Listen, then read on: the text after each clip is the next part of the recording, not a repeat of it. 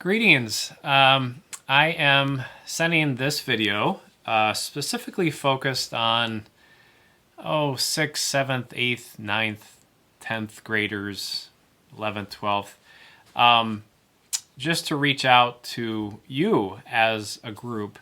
I have been sharing an awful lot since March, and it seems like it was specifically targeted towards older people, not our youth. But as I regret not sharing, everything that has been provided online is really for all age groups, from the morning to evening prayer to our Sunday worship to our Bible studies. So I'm sending this out specifically to that targeted age group, hoping that parents or grandparents will be sure to send our youth this link. I'll be emailing it as well. But I just thought I wanted to have some very specific targeted time with the age group. Although I have learned that as I send things out to youth, many of you have responded that are not youth, that you found it meaningful. So whoever's going to watch this is going to watch it. But I wanted to be sure to at least focus in on that targeted age group. So please, for our 6th through 12th graders, anything that's being provided online on our Facebook group page and our church website, it's under the online resources. There is a lot of ways that you as youth can connect. I know you're online a lot and you're hearing and reading a lot of stuff. And I want you to know that your church is sharing the Word of God online. And so please use it as a resource. You may never know when you need to hear something helpful. So that is available to you, not just for the adults, but for all of us. So today what I wanted to do was share a study, just no more than about 20 minutes. I know I have only so much time with you. It was a reflection and some questions that came out of last Sunday's gospel reading. Before I did that, I wanted to share two announcements. One is, please remember, each Sunday we have Zoom sessions, no more than a half an hour at 1 o'clock for our 7th, 8th, 9th, and 10th graders. And so in February 7th, this upcoming Sunday, I'll be meeting on Zoom with our 10th graders. I had sent a Zoom invite out to you, so you'll have that. And then the 7th graders on February 14th, the 8th graders on February 21st, and the 9th graders on February 28th, all beginning at 1 o'clock p.m. We could definitely use some more of our students participating in that. I know you're probably exhausted about being online, but since I'm providing it, I want to be sure to really promote it and to encourage you to participate in it. The second announcement for our 7th, 8th, and 9th graders, we will be attending confirmation camp at Camp Lutherland from June 13th through June 17th. I sent an email out to parents and to the students that I had emails for yesterday, so you will have information about camp. Please mark your calendars. We'll be talking much more about it, but it's important to get those dates scheduled as well. And then finally, please remember, as I shared quite some time ago, but it bears repeating, that I know these are very difficult and heavy times. Please know that I'm here as your pastor. If you just ever need somebody to talk to, know that that is why I'm here. You can contact me at the church. The number is 814-454-0106. My extension is 227. Or you can send me an email. This is kind of a long email, but you can always go back and rewind it if you don't get it all. So my email is B, as in boy, B Coleman, Coleman, at luthermemorialonline.org. So if you're kind of just feeling down and you don't feel like you have anybody to turn to, please reach out to me. I can't read people's minds. If you have a problem or a concern, please take the first step and reach out to me. It's really important that you know that that's what I'm waiting for and that I am hopeful that you will do it. Okay, So that was about 5 minutes worth of introduction, but I think I just want to explain a little bit where I'm coming from, who this is for, and to kind of pull us back into community a little bit better. So let me ask you the question. Today's topic is going to be chaos and authority. And the warm-up question, this comes from, it's called Faith Lens. It's provided through the ELCA, the Evangelical Lutheran Church in America. That is the big church-wide body. For those of you who have gone to the youth gatherings, that, when we see all of those students from all over the country, we're part of a larger church. We're part of a synod which is Northwestern Pennsylvania Synod. And we have, probably about 79 to 80 congregations. And then there's synods all throughout our country. I think there's like 65 synods. I'm not 100% sure on that. 65 synods, and then they form the Evangelical Lutheran Church in America, the ELCA. So we get a lot of nice resources from them. And this, what I'm going to share, comes from a topic. It's Faith Lens. It's a blog, and it's reflective of our reading for this past Sunday. So the question is, how do you respond to authority figures? And what does the word authority mean to you? So think about some of the people that are in your life that you would consider authority figures, and how do you respond to them? I'm sure that you have some people that are authority figures, like maybe school principals or assistant principals. I don't know, well, parents for sure, but maybe some teacher.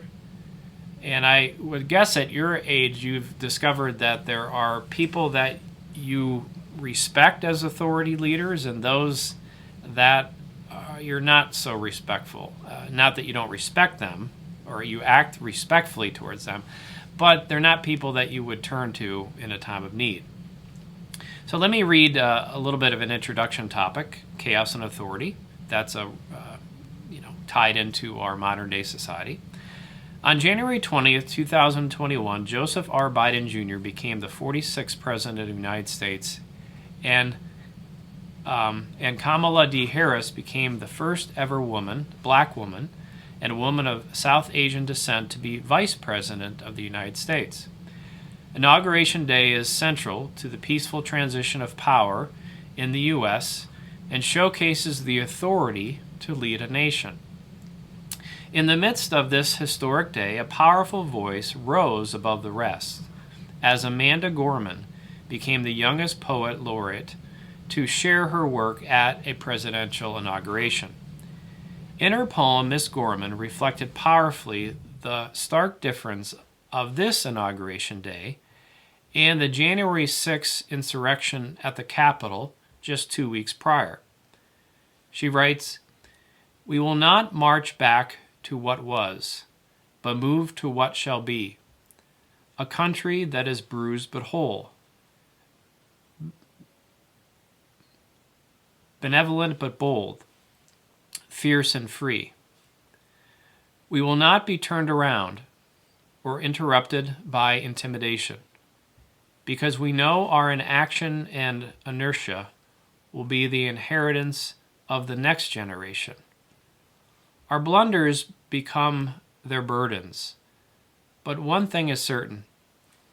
If we merge mercy with might and might with right, then love becomes our legacy and change our children's birthright." Miss Gorman reminded us that we have witnessed the chaos of January 6th transformed into the authority of January 20th. It was a powerful transformation, and if we hope to avoid again moving into chaos, authority must be rooted in mercy, goodness, and love. We are moving past the pain of January 6th, but there is still work for us to do if we truly wish to add to this legacy. This hopeful future then hangs in the balance between chaos and authority. Now, I'm sure for our youth at this church, I've shared it many times in many different environments, that this has been a very, very difficult year for everybody, but in particular, I'm very mindful of you. You are at a challenging, wonderful time of your life, and so much of what is familiar has been completely taken from you. And it has been very hard for you. I am guessing that. I can't pretend to know what it is that you're feeling, but I do suspect that it's been a struggle. As, again, things that you have grown accustomed to and love to do have been taken away from you. You know that you are in school, you are learning things about history, science, you are a part of a church, you're learning about faith, so that it could form you into a leader, into somebody who makes the world a better place. And as a leader, a present-day leader and a future-day leader, we need to think about growing in our own authority, as we're going to be asked in the future to step into positions of authority. As you move out into college and beyond and a job market, people are going to be looking to you one day. And how do you lead? You lead by example. You also learn by learning the components of what it means to be a leader. And what I took away from at least this opening paragraph is to be cognizant of our blunders, to let love be our legacy, and that authority, those we listen to and those that we will lead one day, need to be rooted in mercy, goodness, and love. So what I'd like to do is read about Jesus' authority, and this comes from Mark chapter 1. When the Sabbath day, Jesus entered the synagogue and he taught. They were astounded at his teaching, for he taught them as one having authority, and not as the scribes. Just then there was in their synagogue a man with an unclean spirit, and he cried out, "What have you to do with us, Jesus of Nazareth? Have you come to destroy us? I know who you are, the Holy One of God." But Jesus rebuked him, saying, "Be silent and come out of him." And the unclean spirit, convulsing him and crying out with a loud voice, came out of him. They were all amazed, and they kept asking one another, "What is this, a new teaching with authority? He commands even the unclean spirits, and they obey him." At once his fame began to spread throughout the surrounding region of Galilee. So in today's gospel reading, Jesus enters the temple, which is their day church, so it'd be like our church. He goes into the temple, the church, to teach. But he teaches with authority in a way that amazes the people. But what is the source of Christ's authority? Why do we determine in our lives of faith to listen to him above all the other voices that claim to be authority? And so what is it about his teaching that is so indescribable to his hearers? Well, before we get an answer, a man suddenly appears who has been afflicted with an unclean spirit. In other places in Scripture, it is called a demon. In many other places in the Gospels, we see that the unclean spirits and the demons are a chaotic force, driving a deep separation between people and their communities, seeking to dominate and destroy. They are powerful forces, but seem to tremble in the presence of Christ. This demon attempts to establish its chaotic power over Jesus by calling him by name, an ancient way of gaining power over another. But calmly and firmly, Jesus casts the demon out of the man. It is a dramatic scene, and the people once again rejoice at this new teaching with authority. But the heart of this story is in the foundation of Christ's authority. His authority is not found in being the biggest, the baddest, and the most powerful force of all. But his authority, and here it is rooted in humility and mercy. Christ sides with the meek and the humble humans, overwhelmed and cut off from their community. Jesus' power lies in humility and his work in restoration, his work in making the lives of others better. His merciful reign is not about asserting dominance, but about creating hope and restoration. He is the Redeemer of the people, subservient even to death on a cross, and it is this humility which topples even the greatest evil forces. There are plenty of demons in our world today, perhaps not the ones with pitchforks or a red suit, but the demons of our world today are those things that pull us apart from doing what is right, of being a part of a community, to pull us down the path of dominating and being hateful and separated from one another. These are the demons of this day that Jesus calls us to work with him in casting out. Now, at the very beginning, I had asked you to think about a person in authority or somebody that you respect, somebody that you are willing to listen to. And I asked you to think about it. At least in my own life, I have been more drawn to a certain style of leadership, which, adheres really to what I just read in that gospel reflection. I didn't really think of it that way until I read it, but I seem to be drawn towards people who don't need to stand on the backs of other people to show their strength. They're strong because they know who they are. They're strong because they do what is right in difficult situations. They're strong because they're humble. They're strong because they're kind to the least of these. They're strong because they do what is right in a difficult situation. I just really think that Jesus, now we can't be Jesus, right? But we can follow him. We can't do everything that he did.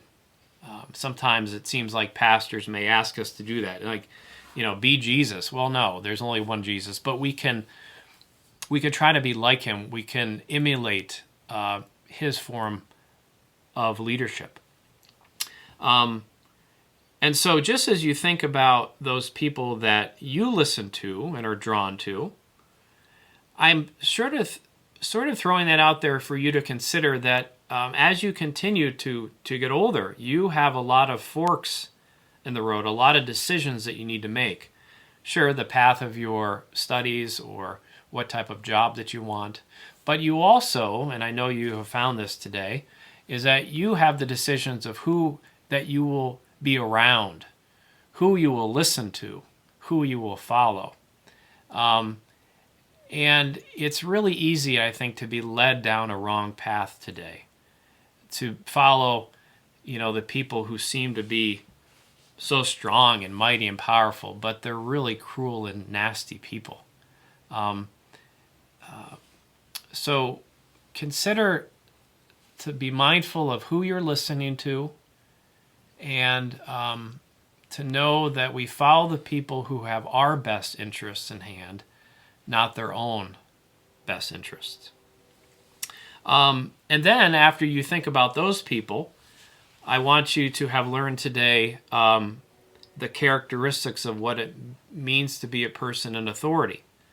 That you then, when you continue to move into those stages of new opportunities of life, step back and think about how I am treating others, how I am leading others, how I am helping others.